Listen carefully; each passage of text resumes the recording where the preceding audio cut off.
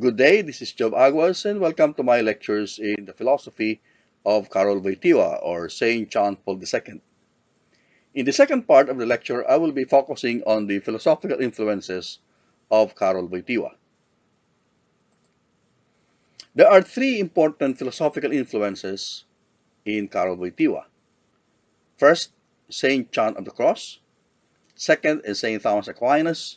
And the third is the philosopher Max Scheler. The earliest philosophical influences of Karol Wojtyla can be traced to the two important scholars during his time. It's influenced his studies and his philosophical career. These are the French professor and philosopher Reginald Garrigou-Lagrange and the Polish philosopher Roman Ingarden. Garrigou-Lagrange, the leading figure of the Faculty of Theology of the Angelicum in Rome, introduced Wojtyla to the philosophy of St. Thomas Aquinas and the mysticism of St. John of the Cross. Roman Ingarden, the most respected member of the faculty at the Jagiellonian University in Krakow, together with other Krakow phenomenologists, introduced Wojtyla to the philosophy of Max Scheler and modern philosophy, particularly Kantian philosophy. So let's start with St. John of the Cross. Wojtyla's dissertation in theology was entitled Faith According to St. John of the Cross. This choice of topic was partly developed because of his priestly vocation, which actually blossomed way back when he was still in Poland. The main influence of this was the layman Jan Tyranowski. So his priestly vocation blossomed under the guidance of this layman, who was greatly influenced by two mystics, or mystic saints, namely Saint John of the Cross and Saint Teresa of Avila. His advisor for his dissertation was the French philosopher and professor at the Angelicum, Garrigou-Lagrange, who was himself a follower of Saint John of the Cross. Wojtyla was attempting to apply his knowledge of the Spanish mystic in defining a new priestly spirituality which would answer the questions and problems of the present world. He continually and urgently sought the presence of the Absolute, of God, in our everyday life, meaning the presence of the mystical contemplation, or the presence of mystical contemplation in the world. And in this dissertation, he had the opportunity to combine the philosophy or the thoughts of St. Thomas Aquinas with that of St. John of the Cross. So here he wanted to reconcile the relation between dogmatic faith, which was explained by St. Thomas Aquinas, and mystical faith as expressed by St. John of the Cross. So the mystical faith of St. John of the Cross strongly emphasized the personal character of the encounter between God and man, which engenders faith. The declarations of faith, which are expressed in dogmas and oriented toward the proper object of faith, transcend us, man, or us as created beings. The mystical experience, on the other hand, is a God-given experience in which man, with our creaturely boundaries, transcends himself towards God.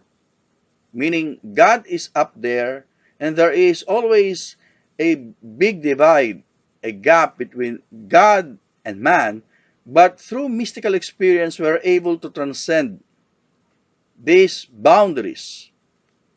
And this experience, this mystical experience, is a God-given experience according to St. John of the Cross. So faith in the dogmatic and mystical sense are two aspects of one unitary process by which creaturely boundaries are transcended, meaning they represent a single faculty of theological transcendence. There's only one faith, but there are two aspects of faith. The first is the dogmatic, which is expressed, okay, in the dogmas, and the second is our personal relationship with God. So, unitive faith, meaning there's only one faith, is a living faith enriched by the gift of the Spirit and by the gift of intellect, and an organic part of the intentional tendency of the person toward God. This involves all of man's faculties and virtues. So while the intellect has a vivid view of its proper object, faith does not enjoy that vividness.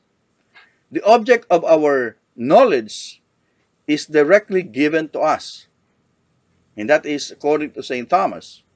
Well, the object of our faith, however, does not enjoy this directness, this vividness. But the obscurity of faith does not run contradictory to the engagement of the intellect, because the intellect, in the obscurity of the night of faith, and that's the term used by St. John of the Cross, recognizes the non-objectivizability of faith's proper object, which is God Himself. By non-objectivizability, it means that we cannot objectify the object of our faith in the same manner that we can objectify the object of our knowledge.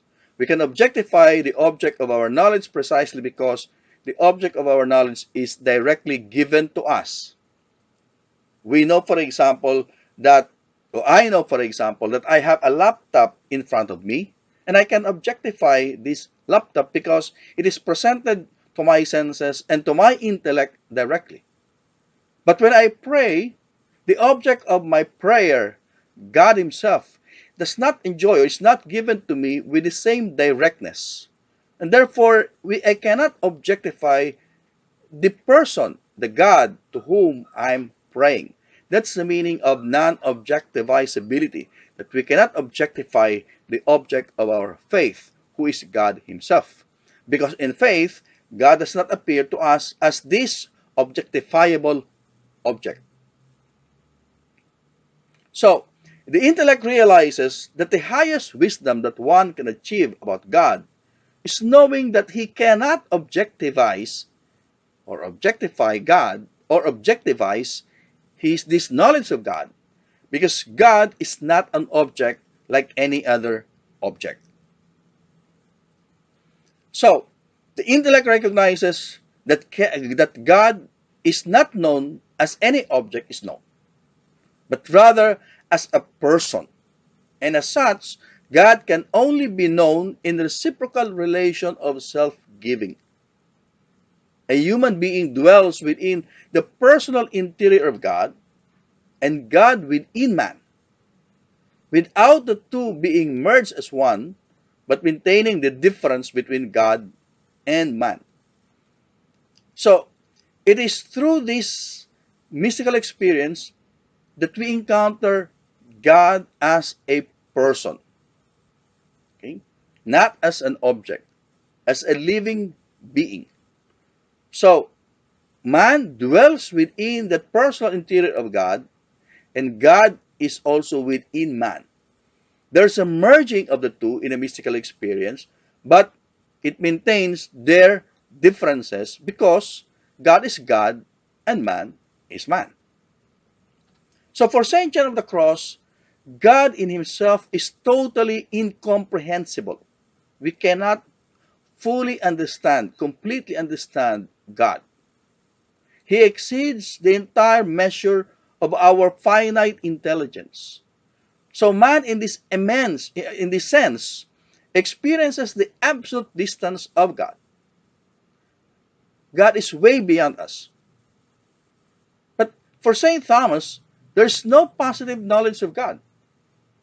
So for St. Thomas, there's no positive. We cannot have a via positiva way of knowing God.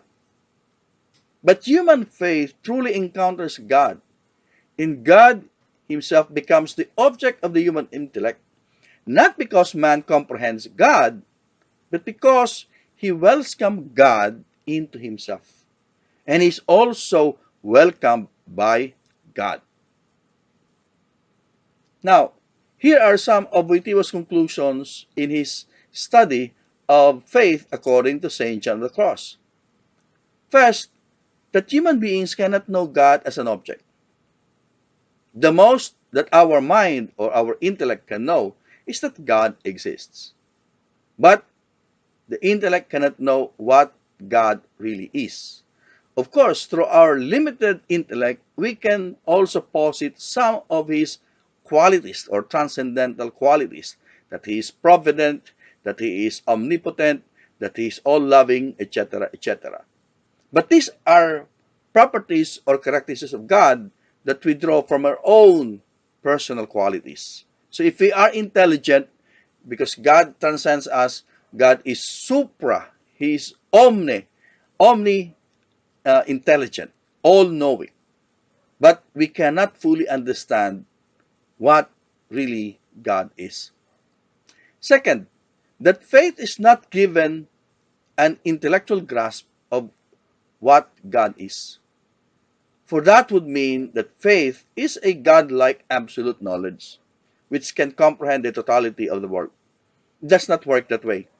Faith is rather given as a personal encounter with God.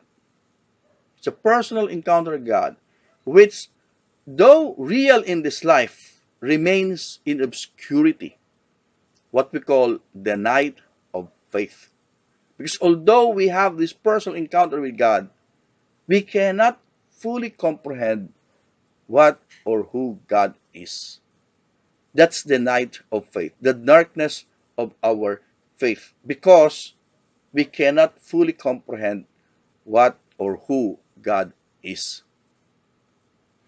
So in the night of faith, this non-objectivizability of God is seen as an aspect of God.